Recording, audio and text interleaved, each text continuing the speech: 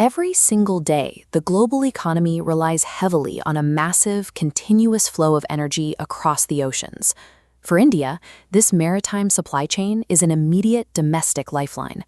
Over 330 million Indian households rely on liquefied petroleum gas for basic cooking, and 80 to 90% of those LPG imports originate from Gulf suppliers like Saudi Arabia, the U.A.E., and Qatar. To reach the subcontinent, that energy must pass through the Strait of Hormuz. This is a narrow, 21-mile-wide channel sitting between the Arabian Peninsula and Iran.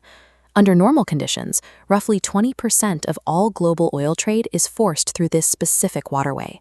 Because of this geographic bottleneck, any physical disruption or military escalation in the strait translates instantly into an energy shortage and an economic crisis for India.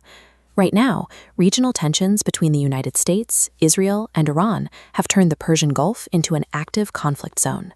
Consequently, 22 Indian merchant ships, carrying over 600 crew members, are currently stranded inside these hostile waters.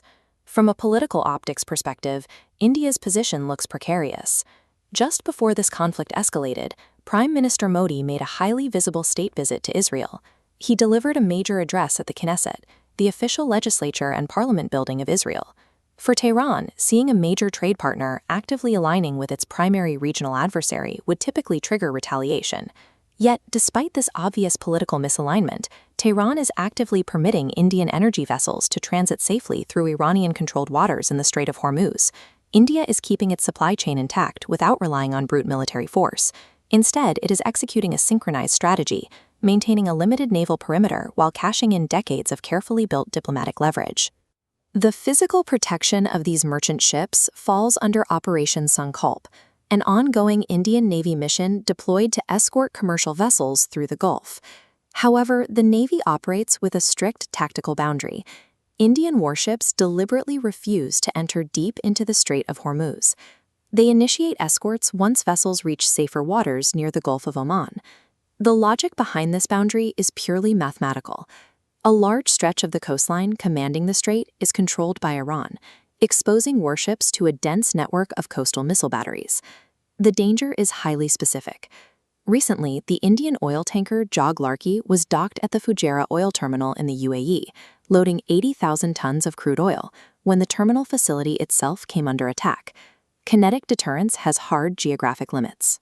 The Indian Navy can secure the open waters, but it cannot safely escort ships through the deepest parts of the threat zone without risking direct military entanglement. If the warships must stop at the exit, how are these stranded merchant vessels navigating the most dangerous stretch of the strait? This is exactly where the physical perimeter ends and statecraft begins. India's Foreign Minister S. Jaishankar has engaged in direct private discussions with Iranian leadership. There is no broad regional treaty granting India a free pass. Instead, the transit of every single Indian ship is negotiated individually, on a strict case-by-case basis with Tehran. This granular approach is working. Recently, 2 specific LPG carriers successfully extracted over 92,000 tons of highly volatile cargo through the strait without incident. The Shivalik alone carried 46,000 tons of LPG, successfully delivering it to the Mundra port in Gujarat and the new Mangalore port in Karnataka to restock the domestic supply chain. Bilateral diplomacy is functioning as an invisible protective shield, operating in the exact geographic spaces where physical naval escorts cannot safely go. This brings us back to the core anomaly. Why is Iran reliably granting these case-by-case approvals to a government so publicly friendly with Israel? The answer lies in the mechanics of strategic hedging. This is the geopolitical practice of building dense economic relationships with competing powers during peacetime, creating goodwill that can be cashed in during a crisis. Over the past decade, India absorbed intense pressure from the United States to isolate Iran, but consciously chose to act as an economic lifeline instead. This chart shows India's historical energy trade with Iran. Before the U.S. withdrew from the JCPOA in 2018, India imported a massive 457,000 barrels of Iranian oil per day. Beyond oil, India committed heavily to Iranian infrastructure. Despite sanctions, India honored a 10-year deal, transferring its full financial commitment of $120 million prior to strict U.S. penalties. That capital funded the Chabahar port development, proving to Tehran that New Delhi was a reliable, independent financial actor willing to bypass Western pressure. The safe passage of Indian vessels today represents the direct return on investment for years of calculated geoeconomic strategy. Stepping back, the situation demonstrates the extreme fragility of the global energy network. In a waterway as dense as Hormuz, a single misplaced naval mine or rogue missile can dictate the macroeconomic reality of entire continents. We saw the immediate consequence of this regional escalation when global oil markets panicked, briefly pushing crude prices past $100 per barrel.